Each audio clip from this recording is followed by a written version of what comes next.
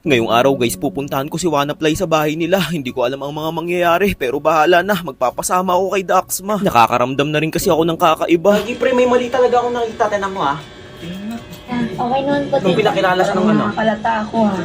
Parang nakaka-ilang beses ka nang punta dito sa amin. Ano bang meron?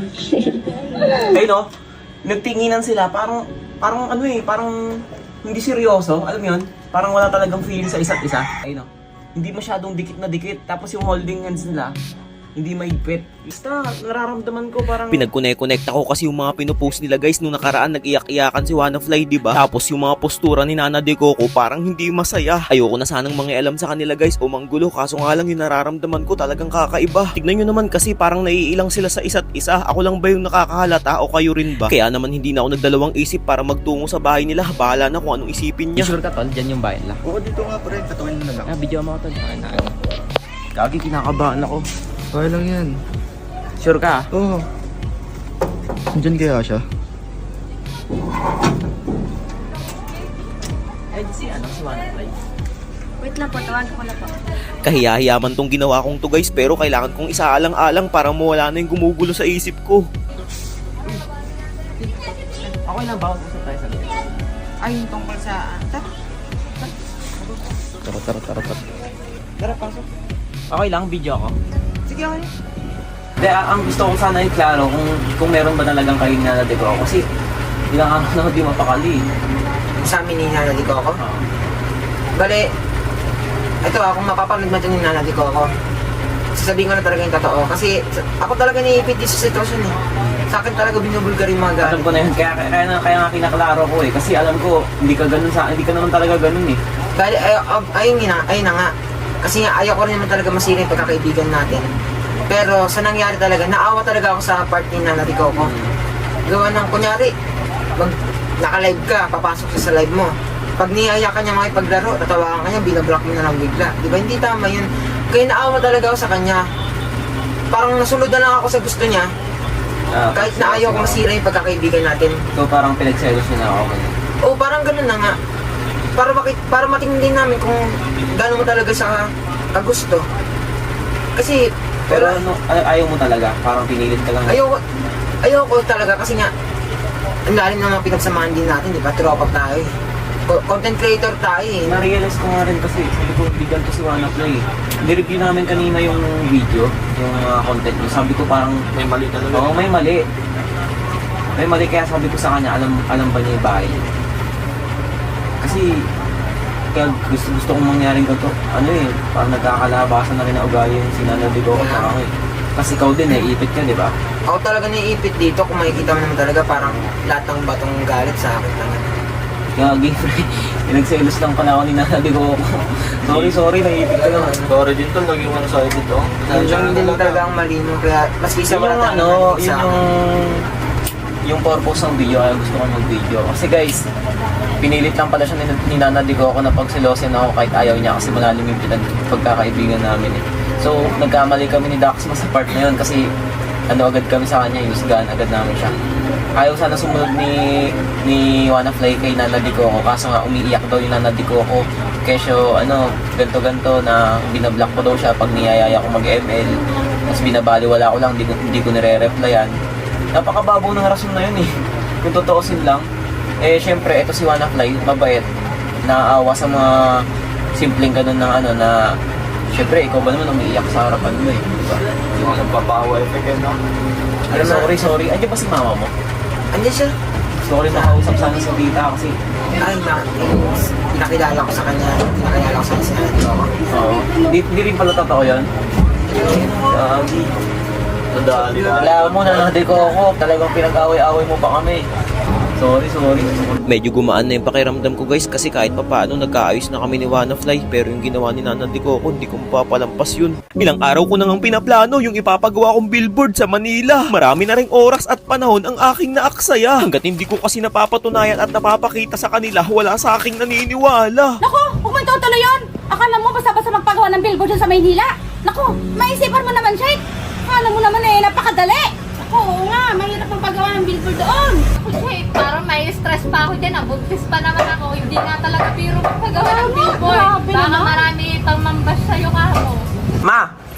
Oh, Kasi si Papang? diyan. Alin nga kayo saglit, may papaliwanag lang ako sa inyo. Sige. Sige. Sampay ko lang ito. Dito ko uumpisahan pala to yung billboard ko sa Manila. Nung nakaraan kasi tumututol kayong dalawa, ipapaliwanag ko sa inyo ha. Yan, sa Manila, para kitang-kita ng mga tao. Kasi top 1 global na ako nun eh. So, muna tayo dito sa Cavite to Manila. Yan yung point of view ng mga ngayon lugar. Probinsya, yan. Ang luwang-luwang ng Maynila. Saan Maynila yan? Basta itayin nyo muna ako, tinuturo ko nga eh. Basta yung billboard ko, dyan natin ipapakabit sa loob ng Manila. Kasi dumadaan dyan yung mga sasakyan eh. Dito tayo Sigurado ka ba dyan sa binabalak mo? Kaya ko nga pinapaliwanag mo eh, kasi hindi kayo pumapayag agad eh. Sige nga. Ilang araw ko yan pinag-isipan. Sige nga, tignan ko nga. Ang iniisip ko ngayon kung magkano, kung magkano ang halad ang pa-billboard. Pero sigurado na yan, sure yan. Kaya nga lang sigurado talaga. Sigurado ka talaga yung ginagawa mo yan. Baka mapapahiya tayo.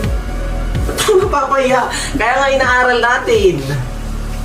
Ano pa, ikaw? Ano masabi mo? Planuhin mo mabuti para hindi tayo mapalpak. Basta maganda yung pagkakatayo niyan. Malaking poste tapos malaking billboard. Ang alam ko dyan, may talagang malaking contact ka dyan para ilagay yung billboard mo dyan. Hindi basta-basta maglagay. Oo. Tsaka yung gagawa. Hindi naman, Maraming proseso dyan. hindi na gagawin yon. Contract lang yon kasi nga yung tarpaulin sa akin manggagaling yon.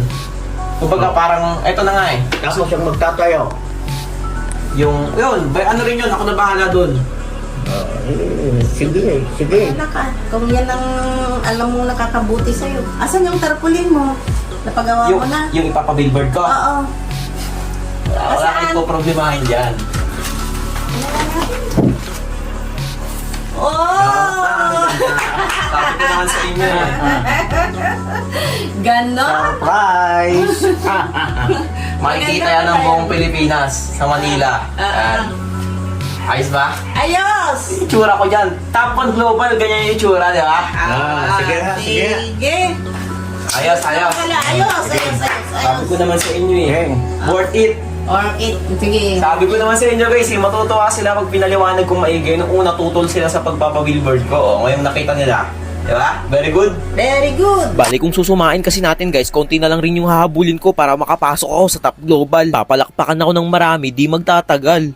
Ngayong araw guys, ikakabit na nga tong bagong brand new kong tarpaulin. Grabe, excited na ako kung ano bang disenyo ang nilagay dito. Medyo kinakabahan ako, sana magustuhan nyo. Halos pinag-isipan ko rin kasi ng 3 linggo bago ko ipagawa to. Buti na nga lang tinulungan ako ni Papa tsaka ni Nana Di Coco. Pero pinamerienda ko naman sila ng hopyang munggo. Habang binubuksan nila ng paunti-unti, hindi ko mapigilang mapangiti. Natupad kasi ang aking nais at minimithi. Matagal ko na rin kasing pinapangarap yung ganito kalaking tarpaulin guys. Tapos nakalagay 1v1. Tapos yung tali niya, cable tie na kaya hindi na basta-basta malalagutan. Ako na nga lang pala yung nagkabit nito kasi ito yung pinakamahirap gawin sa lahat. Pagpapawisan ka ng husto dahil sa sobrang hirap. Si Papa ko nga guys halos hindi niya kayanin kaya sabi ko sa kanya ako na lang dyan. Nung college kasi ako guys IT yung course ko kaya lahat ng yan ay akin lang napag-aralan. Sumang-ayon naman si Papa at sa akin na lahat pinagawa. Kumbaga paghahawak na lang ng tarpaulin ang gagawin niya. Pagkakabit ko ng pangatlong tali ng problema ako ng husto kasi dito sa bandang baba walang pagkakapitan. Mabuti na lang may nagmagandang loob para ako itulungan. Halos ginawa na namin lahat ng paraan pero bandang huli sumuko na rin kami kasi alam na namin ang kahihinatnan. Napilitan na si Kuyang nakadilaw na lagyan na lang ng pako para kahit papaano may kakapitan tong bandang dulo. Ngunit sabi ko sa kanya baka makasugat yan kaya ang ginawa niya kanyang tinalian. Sa paraang yun kahit sino ligtas na ditong makakadaan. After nun pinagputol-putol ko na yung mga sobrang cable tie kasi nakakasira yan ng disenyo at ganda. Sa kabilang side naman ang nagtanggal na si Kuya. 1v1 daw. V1, ikaw ba lalaban tayo? Hindi ako marunong. Ay, yung anak mo? Yung anak mo? Oo, yung anak ko daw. Napakarami na rin mga bata dito nag-aabang habang kinakabit talagang gustong-gusto na nila matapos. Hindi na sila makapag-antay ng lubos. Antayin nyo, wala pa kasing wifi guys eh. So papakabitan pa natin. Piso wifi. Ito nga pala yung piso wifi na i-install yan guys. Nung nakaraan ko pa yung gustong ipakabit kaso nga lang nauudlot. Pero kapag nailagay na to, malaking bagay ang may dudulot. At ayun na nga guys, ito na nga pala yung naging itsura ng pwesto ng 1v1 ko. Grabe, hindi ako makapaniwalang magiging ganito kaganda to. Ilang araw na lang, pwede na ulit kayo dumayo. Pero sana bago man lang kayo pumunta dito, mag-practice kayo kahit 1 linggo. Kasi ibang-iba na ako ngayon kaysa sa dating nakilala nyo.